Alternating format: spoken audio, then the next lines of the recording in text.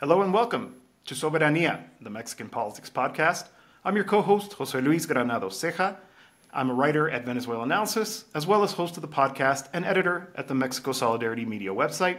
And as always, I'm joined by my co-host, Kurt Hackbarth. Kurt, how are you doing today? Doing very well, Jose Luis. My name is Kurt Hackbarth, writing in Jacobin Magazine in the United States and Revista Sentido Común here in Mexico. Ready for episode 8 of Soberanía. All right, and this week we're talking about, yet again, another gaffe by presidential candidate Xochitl Gálvez. But this one's worse than the others. Yeah, and it's getting to be a long list, and it's really starting to add up. In fact, there was a journalist who has now made a compilation of sort of her worst moments, and it's quite cringe-inducing. But this next one, I'm going to go ahead and share the screen here and go and play it for everybody. For our listeners who aren't joining us on video, we'll go ahead and translate and explain what she's saying. It's real quick, but we'll press play. Reclamó que yo vive en una casa propia y que ella vive en un departamento rentado. Si a los 60 años no has podido hacer un patrimonio, eres bien güey, con todo respeto.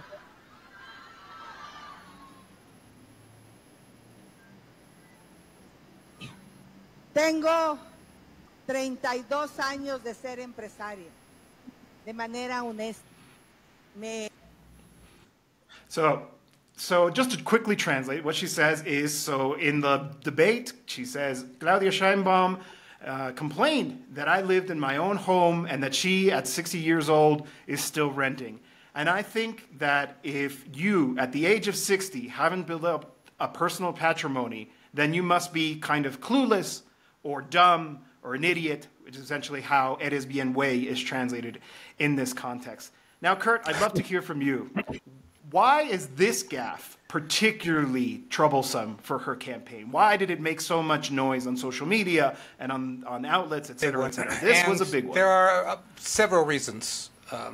The first is it reinforces this idea that the PAN, right, the Conservative Party that Galvez does or does not belong to, doesn't care about working people and actually looks down and, disdains them, right? And this idea, if you haven't built up, your own home and your own estate at the age of 60, you're an idiot. So it reinforces this classist idea from the PAN, right? That, kind of the Protestant ethic, although they're, nominally a Catholic party, if you haven't got a house, you're a failure. Right? That's one thing. So I think what they didn't really realize is that Mexico is a country of renters for reasons that we'll talk about in a minute. It's very, very difficult in Mexico to buy and own a home. But we'll talk about that in a minute. Another thing that this reflects is Xochitl Gálvez's own corruption, right? Sheinbaum pointed that out in the debate in references to Xochitl's house, knowing that that house is surrounded by scandal, right? Xochitl Gálvez acquired that house in a prestigious neighborhood in Mexico City at a big discount from a favored contractor, right? And that house doesn't have all the permits, it doesn't have the use and occupation permits that it should have for her to occupy it. So it's part and parcel of what has been an overall scandal in this campaign, and we've talked about it in a previous episode, the real estate cartel. Right? Xochitl Gálvez, as delegada of the Miguel Hidalgo borough of Mexico City, was part and parcel of the real estate cartel, which was using her position as the head of that borough to further her own interests personally with regards to acquiring this house and the interests of her companies, her network of companies requiring contracts. So it reinforces that. It reinforces the idea of the PAN that, if you're a working class person, you're a failure. Right?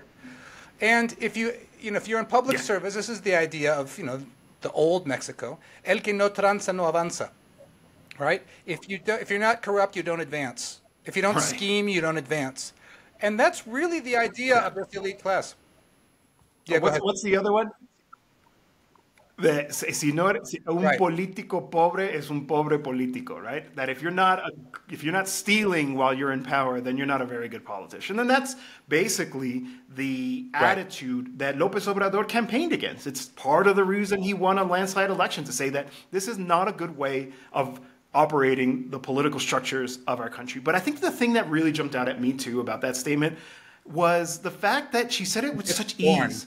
You know, just so comfortably letting that out there, that disdain, right? That scorn, right? Last week we talked about her son and his antics, and you could say, well, you know, that's her adult children; they're responsible for their own actions. Although he is a member or was a member of her campaign, but this is her. This is the candidate directly saying, you know what? Basically, a middle finger to every renter, right? And here's the funny thing: is that so. As is known, Mexico has a pretty modern political campaign system. In fact, there's a lot of U.S. advisors who've participated in elections here. And so you can actually see in this image here, the following video, as I cue it up here, of her being informed by one of her aides. I'm actually not sure who is it that actually approaches her, but you can see the transformation on her face as she gets the news that she effed up, basically. So I'll let this play in the background while we talk about it. But you can see, so a campaign aide clearly is like, hey, listen, they're now talking about the comments you made. This is actually in a separate event happening a little bit after that first event. So, you know, social media has done what it does and made this viral and then talking about it. Now they zoom in on the camera, you can see she's being told, and I assume, I can't read lips, that she's just trying to explain. But then this is the best part right here. She picks up a piece of paper, her aide points it out, and watch her face. Yeah. And then immediately picks up the microphone to say, hi, I'm going to take advantage of the opportunity to clarify something I just said. And so she goes on to try to explain that, no, what I wasn't talking about every renter in Mexico. I was talking about Claudia and how she hasn't been successful. But even then, that's not any better. And it's funny. That's not there was a really funny meme of someone who compared that moment to Bush in the kindergarten when he got the news of 9/11. Right? Kind of same look on her face. Oh, right. That frozen look. Right. Yeah. Yeah. You know, and she like nervously fixes her hair, right? She knows she messed up. She messed up. And like you said, the truth is, it's an insult to everybody. So actually, the home ownership rate is actually higher than you would expect in a middle-income country like Mexico. Something more than half of the country lives in home, but got to remember not everybody lives in expensive urban environments. There's a lot of rural communities where a lot of the homes are actually self-built, et cetera, et cetera. But a very large percentage of the population, particularly the middle class, the upper middle class, the working class, that is trying to build, you know, some kind of assets, but is unable. They've been priced out of the market because, like so many other places, housing is expensive. Buying an apartment, a small, like a starter kind of apartment in Mexico City, where I live, is going to bring you in the private market around 2.5 million pesos, right? So that's a big chunk of change. Banks here are not as friendly to buyers. They charge very high mortgage rates. They actually make it very difficult. They make it very onerous to be able to qualify, et cetera, et cetera. And it's basically it's an insult to the very core of the voting population that the opposition is trying to win over and trying to convince to support them in this vote. So just a huge, huge gaffe that is likely to have pretty big repercussions in terms of the support, especially in the context of her very bad performance in the debate. We talked about that briefly in the reaction and a little bit last week, but there was a lot riding on this debate. She needed to do really, really well. I think maybe the expectations were unfairly high, and thinking that she was going to turn things around in this debate. She clearly didn't, and then commits this major gaffe right afterwards. It's a pretty serious black eye in her campaign at this point. To reinforce the idea, basically what Xochitl Gálvez is saying is, if you haven't participated in graft and corruption as a politician, what were you doing there? Right? Because what she tried to weasel out of this is by saying, oh, I didn't mean everybody, I meant Claudia Sheinbaum. Right? Which doesn't help, because that's the idea, right? If she didn't use her position to further her, private patrimony, what was she doing? And this is how normalized that system was in Mexico prior to 2018. You're just an idiot if you didn't do it, according to that mentality.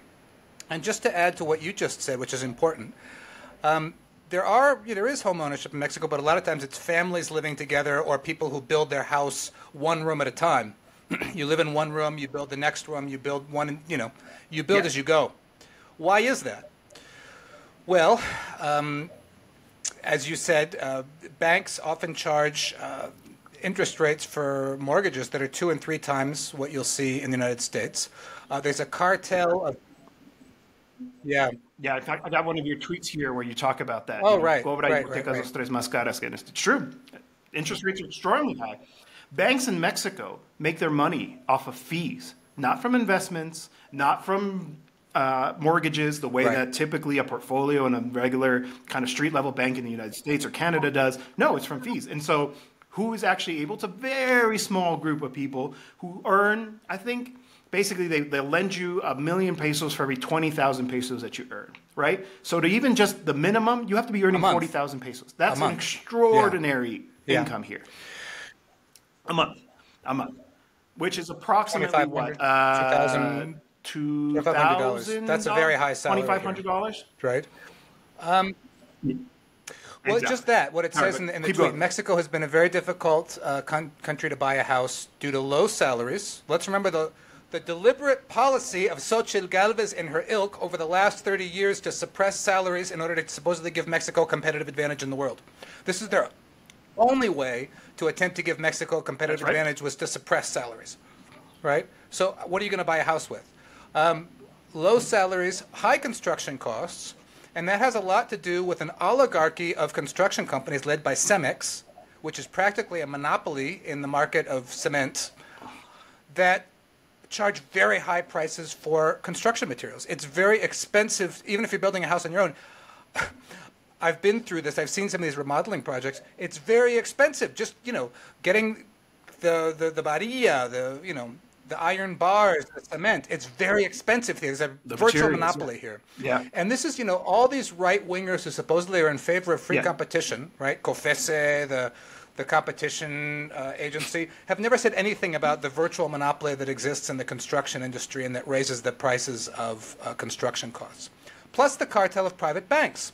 There are about 5 banks, 6 in Mexico, all of which are foreign-owned, except for Banorte Salinas Pliego, who we've talked amply about. So they've cornered the market. And as Jose Luis Not very much well better said, there. they're parasites. They don't make their money, and they make more money in Mexico than they make in their home countries, right? Like Citigroup, BBVA, Santander, all these interests. Santander. They make more money in Mexico because they charge outrageous fees for anything. If you go up to the window, if you, have more than X number of ATM transactions a month, if you ask for your previous balance statements from previous months, they charge, if you don't maintain a minimum balance, they charge a fee for everything in this country. Everything. Everything. This is something that Morena hasn't reformed, and I hope they do in the segundo piso, because it's just they gouge the average bank user. And they live off the fees. Yeah. So go ahead. Yeah. Which is why I think you've also seen so many people Right. embrace the Banco de Bienestar, which is the state-owned bank. Even though it doesn't have a lot of locales, sometimes they're a little bit difficult to get to, but you've seen people embrace it because you got to think about it.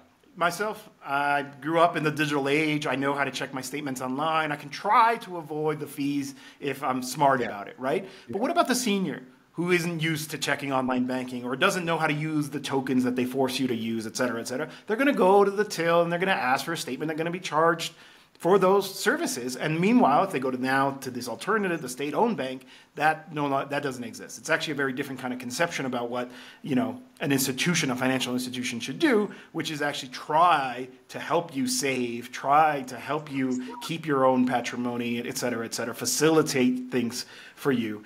Like I said, you've seen this embrace by so many people precisely because of that. I know if it was up to me, I would definitely avoid any interaction with the private banks if at all possible. And it's for all the interesting reasons too you that the just said. Banco de Bienestar now has 2,000 branches. I think it's the bank with the largest number of branches in the country, just in the space of 5 years. And a lot of these branches are out in rural areas. Because another thing this cartel of banks do is they cherry pick. They only want to be in cities. They don't give a toss about people out in the countryside because they don't make money out there.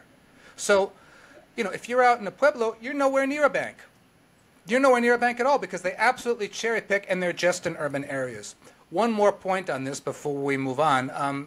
the National Housing Agency in Infonavit, whose job supposedly is to help people get housing, set up a tremendously a scam of a system back in the Fox era where they outsourced the building of housing to private companies like these Casas Heo and whatever else. They built these awful, I shouldn't say this because many people live there, right? And they've done very good things with them. So I don't mean to cast aspersions. What I'm talking about is the culpability of Fox here. They built these cookie cutter fraccionamientos, subdivisions, tiny places in large cases, built very shoddily in a number of cases, out in very remote areas. They dumped them on municipalities that weren't capable of giving them services. All of a sudden, these small municipalities had to give services to 500 new homes, right? They never even planned this. There was no planning. They just acquired cheap swaths of land in remote areas to, say, oh, we're building housing. People got in there, and they started building. It was like this U.S. system. They started paying their monthly payment, and they realized that the principal was never going down. In a lot of cases, the principal was actually going up. The monthly payment was not even covering the interest payment. Then a lot of people, you lose your job, you switch jobs, whatever else. They couldn't make their payments. The payments were handed over to debt collection agencies that hounded these people, and so a lot of these people wound up walking away from their houses. Yeah. So you'll see these, literally. So you'll see these outside of Oaxaca. There are a number of them. Abandoned, and these weren't that old. This is about 20 years ago. Abandoned housing developments, which are now just occupied by squatters, or they're just falling apart. People just walked away from these places because they couldn't make their payment, or they realized that although they paid their payment, they'd be paying the payment forever. Almost like the student loans in the United States. Then they try to go after the construction company, but the construction company sold it to somebody else, and then they all conveniently went bankrupt, or a bunch of them. So there was nobody to complain to. And this was supposedly the solution for the housing problem back in the Fox era. So one of the constitutional reforms that's on the dock now is that Infonavit should build its own public housing. Not outsource it to private companies that then conveniently go bankrupt. Build public housing close to where people's jobs are. This is what they've really been specifically talking about. That's so important. And all of this, right, the scandal with Infonavit, the scandal with the private lenders, the scandal with the private banks, all of this just goes to show, people who, the scandal of the oligarchy of construction companies, the virtual monopoly, all of those factors. And you've seen how families struggle in Mexico to build one room at a time. And then another room, and then another room, over years, because that's the only way it's possible. You can't get a credit virtually if you're a working class person to build a house, right? So there is home ownership, but I mean really struggling. That's exactly how. Yeah. That's exactly how my partner's family built their homes, right? Like the grandparents or my partner's grandparents, they buy the little piece of land, which is actually all located on the outskirts of Mexico City in the Colonia called Ticoman. And then little by little, the children would build their little apartment, and then they would get a better job, and so they would either add a room and do this and that, et cetera, et cetera. And I've noticed that Claudia Sheinbaum has mentioned this as well. She made a commitment during her opening speech to build 500,000 homes, which I think is a good starting point. That's not going to solve the housing problem in a country like Mexico with millions of people who have been priced out of the housing market. I think I always mention this. I mentioned I'm a writer for Venezuela Analysis, so I follow a lot of the social policy there. What they've done in Venezuela is extraordinary. They've built almost 5 million homes in less than 10 years. That's the kind of investment that we need to make. Like I said, 500,000, good start. I would hope that all of the very vigorous housing movements in this country would be able to mobilize and agitate to get that number higher. Because the truth is, you have to decommodify housing. A lot of that tendency that is true in North America, United States, and Canada, where housing is treated not as a human right, but as an asset to build up your wealth, et cetera. That same logic that Xochitl Gálvez was using when she made that comment, a few days ago at this point now. Like, oh, no, you have to build your patrimony. This is what you're going to leave to your children. No, housing is a human right. It's in the city constitution here in Mexico City. It's in the tons of international agreements to which Mexico is a party to of respecting human rights. And then it's funny you mentioned Vicente Fox and his legacy in all of this. I don't know if you saw this, but they trotted out El Jefe Diego and Vicente Fox over the last week. I don't know what they're thinking. And I think this is a good point for us to end this segment on. But what is their campaign thinking? They're like, oh, well, we're losing votes to the young candidate from the third party, Movimiento Ciudadano. We did really bad in the debate. We commit a bunch of gaffes on the campaign trail. Let's get all these dinosaurs out there. That's going to win the vote. It boggles the mind who's running the campaign over there. Defies so just logic in for me. summary, they, this is the PAN and the pre-governments created a situation where everything's against you with regards to construction, lending, home building, all of this, right? Low salaries. And then they blame you for not succeeding in that rigged game. That's what they call in psychology double bind, if I'm not mistaken. Right? They make it impossible and then blame you for failing. That's a double bind. Right? Yeah. And they wonder why people aren't changing their minds, why the polls don't move. So, with that in mind, that brings us to our next issue, which is I think we are before another incident of lawfare here in Mexico. While I cue this up, actually, maybe, Kurt, you can help us explain what is lawfare. This is a concept that's well known in political circles here in Latin America because it's been so often used against popular leaders in the region. Well, I've got the definition right here from the Lawfare Institute, so let me just read it to you. Lawfare is the misuse and abuse of law for political and military ends. It is the injunction of the words law and warfare, for it is a legal war. The term lawfare was created in 2001 by U.S. Army Major General Charles Dunlap and has been studied ever since in major universities. It's a powerful weapon for fighting political enemies, combining apparently legal actions and widespread media coverage. The idea is to embarrass the enemy to the point where they become extremely vulnerable to the baseless accusations. Once weakened, they lose popular support and any power of reaction. To destroy someone, lawfare uses the following tactics: abuse existing laws to delegitimize and harm the adversary's public image, use of legal procedures to restrain their freedom, to intimidate them, to silence them, influence public opinion negatively to anticipate judgments, and curtail their right to an unbiased defense, constrain public agents, and bring retaliations against the politicians, to hamper legal defense mechanisms, tactical manipulation of a false cause, and attempt to harass and embarrass defense lawyers. So that's the definition. Who are we talking about in this case, Jose Luis?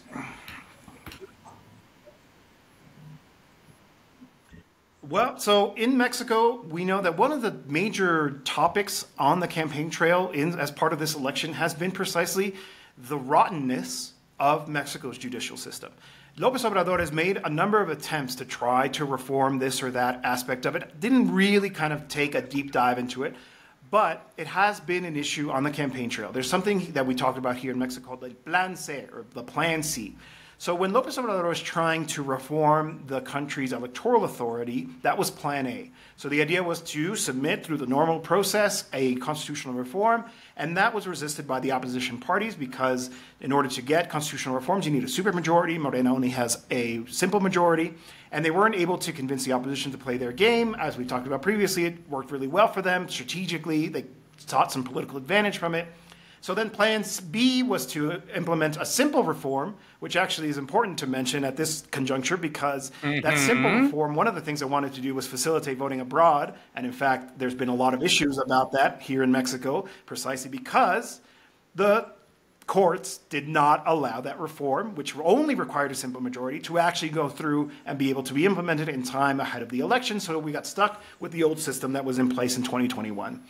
Now, Plan C is push for a supermajority to win 2/3 in the Congress in order to be able to make reforms without negotiations. Why? Because it needs to be reformed. And so what we've seen is a clash between the powers. So we have the executive branch together with the majority of the legislative branch trying to push things, make things, and one of the pillars of resistance of the conservadurismo that López Obrador predicates against so much, the conservatism, has been precisely the Supreme Court of Mexico, Suprema Corte de Justicia de la Nación. So that used to be led by Arturo Saldívar. Arturo Saldívar is a progressive. He is a man committed to progressive ideas. He thinks that the law should work towards expanding social, political, economic rights to the population. And while he was the head of the court, worked very closely with the government in order to ensure that that democratic mandate was actually complied with, that the court would respect the efforts of the executive to meet its obligations to the population as specified by the Mexican Constitution. So there, for reasons we can't really get into now, he steps down, his term ends, and the successor, which was meant to embody that same spirit that Saldívar brought to the presidency of the Supreme Court, did not succeed. You know, she was caught in a scandal, and ultimately the court, the ministers of the court themselves are the ones who elect the president. It's not like the U.S. where the Chief Justice is chosen when the Chief Justice dies or steps down. This one is chosen by the ministers of the court, and they chose a woman named Norma Piña. Norma Piña is a conservative, everything to the contrary of Saldívar. Norma Piña is very close. Her aides are former operatives of the old regime. And Norma Piña has been at odds very strongly with the executive, fighting and, trying to portray herself as a check on the authority of the executive, which, logically makes sense, but in practice has resulted in this, which brings us back to lawfare. She has decided to open a formal investigation into her predecessor, Saldívar, and a group of more than 60 people associated, connected from his office, confidants, etc., based on an anonymous complaint, alleging corruption, alleging influence peddling, etc., sort of besmirching him. And now in the description of lawfare that you gave us, it pretty much fits it to a T. So I have a tweet here up on the screen where I mentioned, lawfare in Mexico, former Supreme Court President Saldívar condemns the decision by his successor to open a probe against him based on an anonymous complaint. He calls it, quote, a witch hunt by Norma Piña without precedent and done with clear political intent to interfere ahead of the election.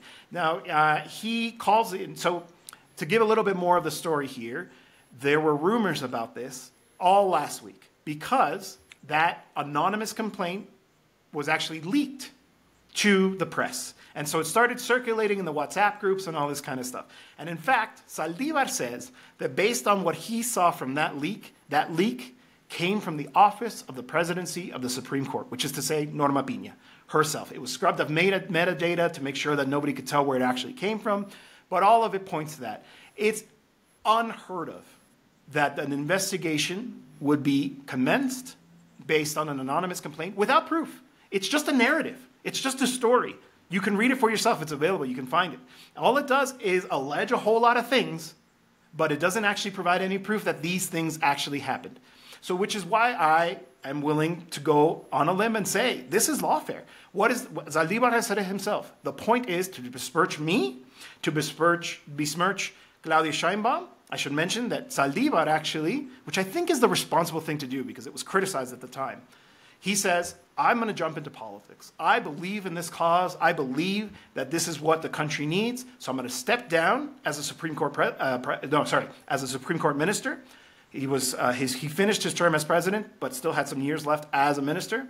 Steps down and says, I'm joining Claudia's campaign. I'm going to do things the right way, openly. I'm going to be political. And he is leading the effort to craft the proposal that will bring about this legislative reform as part of Claudia Sheinbaum's government if and when she wins the election. So this whole thing is a political operation driven by the presidency of the Supreme Court, which is an opponent of the political transformation happening in this country, designed to besmirch him, to damage Claudia Sheinbaum, to damage her proposal, to try to shield themselves ahead of her very likely victory. And I think this is precisely happening because Norma Piña is watching what's happening, watching Xochitl Gálvez commit gaffe after gaffe, lose support instead of gaining in the polls, and is trying to, throw a Hail Mary to try to save the campaign and introducing this. But so far, from what I've seen, actually, on the contrary, it makes more of the case for the plan C. When you see the Chief Justice of the Supreme Court entering so openly in the campaign in an attempt to derail Sheinbaum. And just a couple of quick comments there. Historically, the Supreme Court in Mexico was always the president's baby. They were always absolutely submissive and subservient to the presidency. Right? Saldivar himself actually tells the story because Saldivar was not an AMLO nominee. You might think he was, but he wasn't. He wasn't an AMLO nominee, right? And he didn't agree with AMLO on everything either, right? He was a progressive, but there were some things yes and some things no. At one point, when Calderon was president, Saldivar charges that Calderon sent a group of gunmen to surround his car. And, go in and enter his house, breaking and entering, because they didn't like what Saldivar was up to on the Supreme Court. This is the way things rolled in the Supreme Court back in the Calderon days, right? Now, Mexico's judiciary is famously corrupt. We talked last week about the corrupt Ecuadorian judiciary. The Mexican judiciary is probably not that bad, but not that far behind. And, you've seen this over the course of the last 5 years. Basically, they're just an agency for wealthy people to get off, right, and get what's known as amparos, which can protect them from prosecution. So you've seen the Supreme Court, or their, lackeys sending everybody home, right? Rosario Robles from the Peña Nieto years, who was accused of a major corruption scandal, was let off. Emilio Lozoya is now under house arrest. Jesus Murillo Caram, who was the Attorney General of the Ayotzinapa times, they're all, very comfortably suffering very lightly in their house arrests, while, thousands of Mexicans languish in prisons with their cases never getting to a sentence, and it takes years to get there. The Mexican judiciary is famously corrupt and needs to be cleaned up, and this is what they're resisting at all costs. And it's really interesting that Norma Piña makes this accusation against Saldivar, where at this very same time, there are two justices on the Mexican Supreme Court, Luis Maria Aguilar and Alberto Perez Dayan, two conservatives, diehard conservatives on the court, who are members, while sitting on the Supreme Court, of the Mexican Institute of the Amparo. The amparo is that legal mechanism that exists in Mexican law. It doesn't exist in the States, where you can basically get a form of an injunction to protect you against what is perceived to be abuses of power. Basically, it's a way for wealthy people to weasel out of a lot of things. Right? I mean, the amparo is good in cases of abuses of power, but it's been abused by wealthy people and their lawyers. Right? So Luis Maria Aguilar and Perez Dayan are members of this Mexican Amparo Institute, which have opposed every single thing that AMLO has done over these last 5 years. They've opposed the modifications to the free textbooks, which created such a kerfuffle about a year ago. They were in favor of removing another progressive justice, Yasmin Esquivel, for a plagiarism scandal. They've opposed the electricity reform, which was struck down, Major AMLO's energy reform. First it was upheld, then it was struck down with just 2 justices. That's a whole other story. It opposed the mining reform. It opposed the reform to Mexico's grotesque outsourcing system. So talk about conflict of interest. And it's not only that, but Luis Maria Aguilar actually proposed removing AMLO from office for disobeying a judicial order. He then withdrew the proposal. That's but, right. We're not exaggerating here when we talk about what the Supreme Court would do given the opportunity. Right? It would do in Ecuador, given the chance. Absolutely. I mean, he wrote it up. Luis Maria Aguilar wrote it up, saying, "All right, here's my proposal to let's vote on this to remove AMLO from office." There was pressure, and he removed it. But that's how far he went. And it's not only them. It's the head of the opposition in this country, the power behind the throne, Claudio X Gonzalez, is the president of the Consejo, the board, of another one of these organizations, the National Council for Strategic Litigation. And that's another lawfare agency, right? Lawfare can be done against... That's a really weird thing, too, because then they kind of didn't fill in the rest of his information on that page. Yeah. The page is all there, but for some reason they didn't want Claudio X Gonzalez's personal information to be on it. But if you check their Twitter, if you check the rest of their webpage, that National Council for Strategic Litigation is very active. There could be lawfare against people, like we've seen against Saldivar, but there can also be lawfare against, at least in the Mexican term, which is called guerra jurídica, juridical warfare, legal warfare against governments. So these people and these organizations, well-funded, have been at war against every single one of AMLO's initiatives over 5 years. Every single one. Every single one. The idea is to gum it up in the courts, right? From the Tren Maya to the new airport, to the energy reform, to the mining reform, to the outsourcing reform, to everything. Everything, any progressive reform, lawsuit, lawsuit, lawsuit, lawsuit, lawsuit, lawsuit, lawsuit, lawsuit. And the idea, obviously, is to weaken the government by making them, spend hours and weeks and months and resources fighting against every single, suit in the courts to try to hold it up. Actually, I think that the Tren Maya is stopped right now, the tramo cinco, the fifth part of that, for the same thing, right? And it's everything. They've gone against everything. This is just it's war by other means. It's what they can't do in the Congress because they lost the election and because the opposition is doing so poorly. So they try to gum everything up in the judicial branch. Right?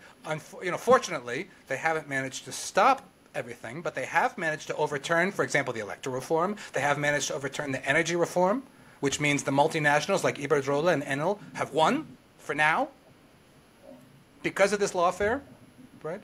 So they have won some victories here, which is why there's such a push to get that Plan C that you mentioned.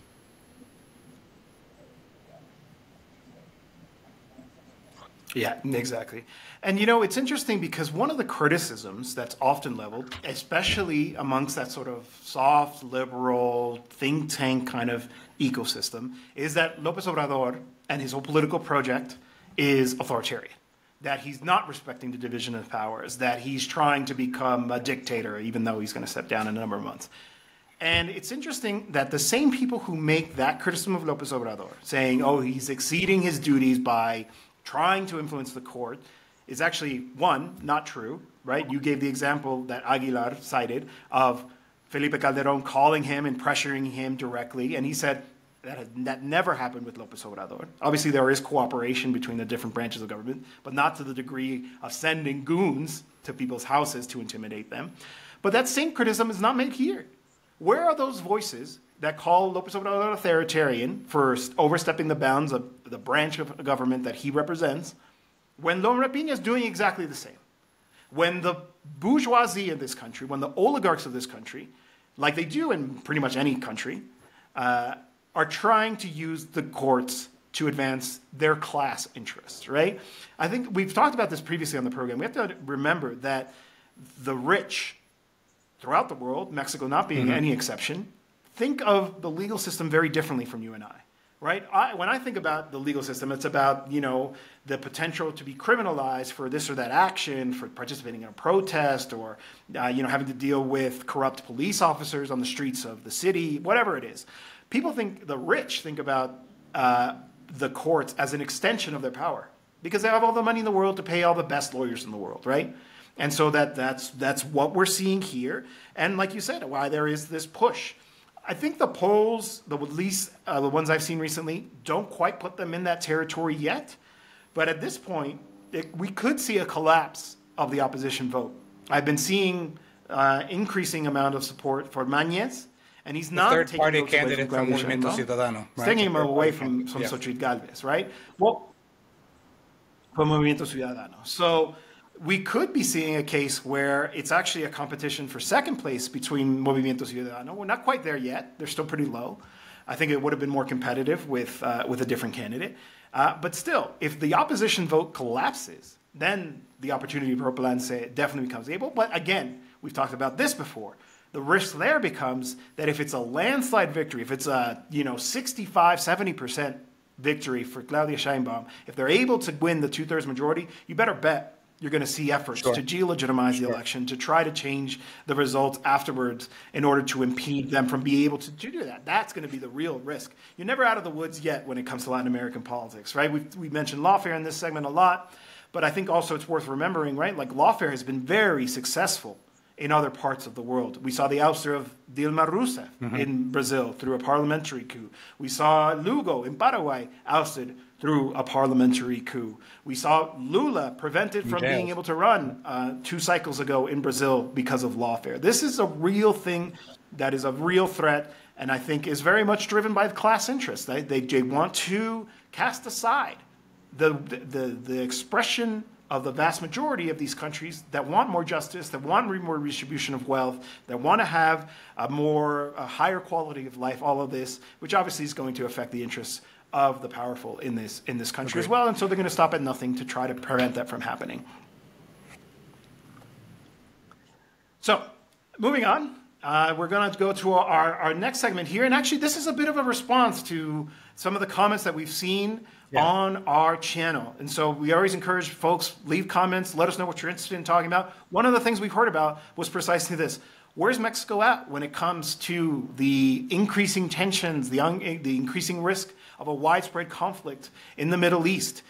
Just to sum things up, obviously we know what's happening with the genocide being driven by the Zionist entity, by Israel in Gaza, trying to ethnically cleanse Gaza, to settle that part of that territory, to once again engage in what could be seen as a new Nakba. And obviously that is increasing tensions in the region. And we saw, we mentioned this last week when we were in the context of the attack on the Mexican embassy in Quito. You mentioned about Israel bombing the Iranian consulate in Syria and Damascus, which prompted the retaliation by Iran, which is covered by the UN Charter. We should be clear about that. Limited action to respond, exactly, Article 51, thank you. And launched missiles and drones at Israel, most of which were intercepted, costing the U.S. billions, it seems. But the message was sent. So, last week we criticized the United States and Canada for their very tepid response to Ecuador's invasion of the Mexican embassy in Quito. So, keeping it real, I think Mexicans' foreign relations secretariat needs a bit of criticism itself. As I said in the tweet here that's on the screen, and I'll translate it, 3 days after the bombing of the Iranian consulate in Damascus, Relaciones Exteriores of Mexico came out with a declaration that avoided using the word Israel. Right? It said in general terms that it condemned the attacks against against aid workers and against the consulate, but without saying Israel. Right? Very much what other Western countries and Western press fall into. Avoiding saying Israel when Israel does things, right? But, and then 3 days after. But, on the very same day of Iran's response, they came out with a very quick declaration where they had no problem mentioning Iran's attack and saying that they were profoundly concerned about it. So, that's a clear, double standard. You can't not condemn the first attack or condemn it 3 days later in very broad terms, especially when Mexico has just suffered an attack of its own, right? You think Mexico would be particularly sensitive to this. But then come out against Iran's response. So I think this is... So why might that be? You say here, Cancillería tampoco ha brillado. So the Foreign Relations Secretariat hasn't There's a bunch of reasons. Why is There's it? a bunch of reasons. Is there a domestic reason for this happening? Now, first of all, to be fair, Mexico did recognize Palestine back in June of last year, right? But it did it really kind of under the wire, kind of like almost like they didn't want anybody to know. So it's like AMLO has moved things along with regards to diplomacy for Palestine and Mexico, but very surreptitiously, almost like they were afraid to make any news about it. So a lot of people didn't even know about it until I wrote about it in Jacobin. One of the big reasons here that I think is probably holding Mexico back is that one of the big figures in Ayotzinapa, who was the head of the criminal investigation agency at the time of Ayotzinapa, Thomas Saron, the torturer of the supposed witnesses or people involved which caused a lot of testimony to be thrown out, whatever else, is hiding out in Israel, and Mexico wants him back. So that's a big factor. They've been negotiating and trying to get Cerrón back. Also, Andres Romer, who was a former diplomat involved in pederasty and sex scandals, looks like that may happen. But Cerrón, no. Cerrón is very well ensconced in Israel, and Mexico and Israel don't have an extradition treaty. So it would require an extra degree of negotiation to try to get Cerrón back. Now, that's not... Exactly. Yeah, essentially the governments have to agree, the courts have to say yes, and then it's actually yes. But he's very well connected, right? He is super well connected to, in particular, the technological military complex that exists in Israel. So he has friends with the companies that make the spy software, that make the surveillance software, and, you know, they're running a PR campaign. He published an interview that was only published in Hebrew, right? Talking about who he is and what he represents and all this kind of shit, trying to wash his image inside Israel because there are people who want to protect him, despite the fact that he's a very wanted man. In fact, the former head of human rights in the Secretaría de Gobernación actually went to Israel trying to beg him, like, fine, but just give us something because we're trying to solve this case. We know that you know, but you won't tell us. And of course, he keeps his lips sealed because he knows that he has basically the protection of the Israeli state. Security stuff that you were talking about, they were key figures in importing that Pegasus software that has been used to spy on journalists and, you know, has been misused by the Mexican military. You know, they were deep into, you know, Israeli security and spying software, right? So Cerrón has his friends and connections. So that's one factor. And again, to be fair to Mexico and Chile have referred the case of Israel and Palestine to the International Criminal Court. They didn't join on to South Africa's case in the International Court of Justice, but they have referred the case to the International Criminal Court.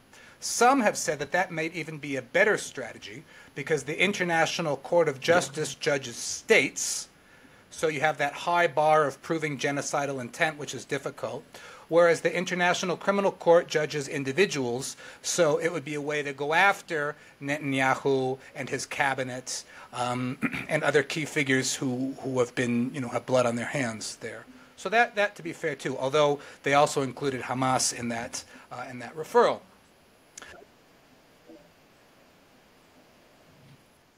I also have very little expectation that Karim Khan, the prosecutor of the ICC, is going to do his job.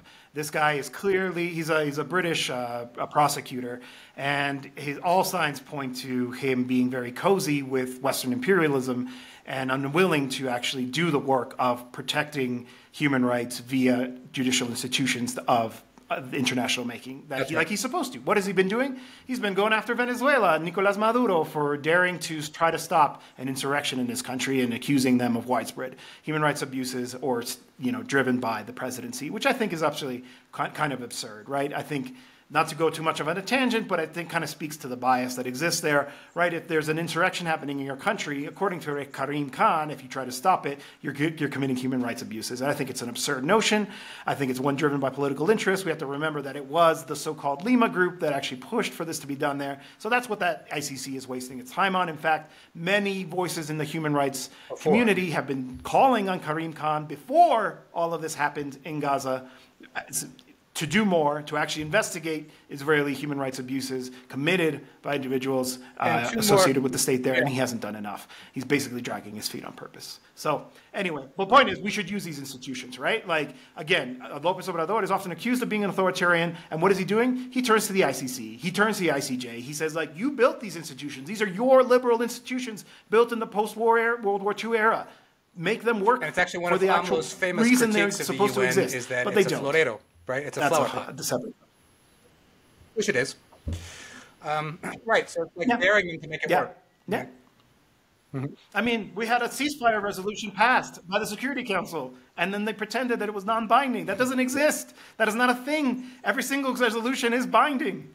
Ceasefire, like, oh, there were no specific, that's what Matthew Miller said. There were no actual specific obligations. Actually, it said ceasefire, as in the Zionist entity and two more needs quick to points stop on this. Gaza. People who defend Mexico's lukewarm, and we have to say it, very lukewarm posture on the whole Gaza atrocity. Say that Mexico has what's called the Estrada Doctrine, which was the doctrine of a former chancellor, which talks about the non-intervention in foreign affairs and, seeking the peaceful resolution of conflicts, which is good. Mexico is a post-colonial country that has suffered a great deal of interventionism, so it would be logical that the non-intervention in foreign affairs would be a cornerstone of their foreign policy. It's just that, I think we have to be careful that the Estrada Doctrine doesn't wind up being selectively used, because it seems that when Mexico perceives something to be within its sphere of influence, which is Latin America, it can be very forthright on things, right? It very forthrightly went in and saved Evo Morales from possibly being killed after the Bolivia coup.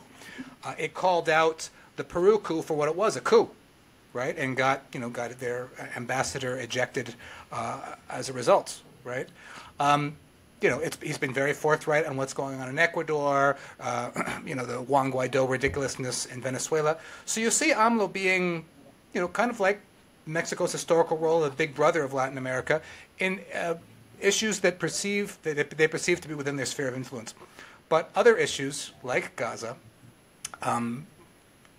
it's kind of like they resort to the Estrada Doctrine almost to, and I'm not an expert in the Estrada Doctrine, almost to justify kind of these lukewarm postures, and postures that don't rock the boat with Western powers. And I think AMLO knows very well there's already, Mexico's got a lot against it in this election season. We've talked about the New York Times and ProPublica and all of these interventionist, the Atlas Network. It's like they don't want to add another enemy at a sensitive time for the country.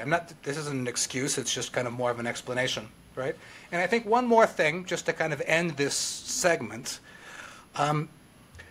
there is an element of evangelical influence in Morena, which I think we can't deny. A few of Morena's Congress people are close to that Luz del Mundo evangelical sects, very questionable. The alliance with the PES party in 2018. So, we can't ignore that there is a strain, it's not a majority strain, but it's in there, of evangelical influence in Mexican politics in general, and Morena in particular, and I think that could be influencing things as well.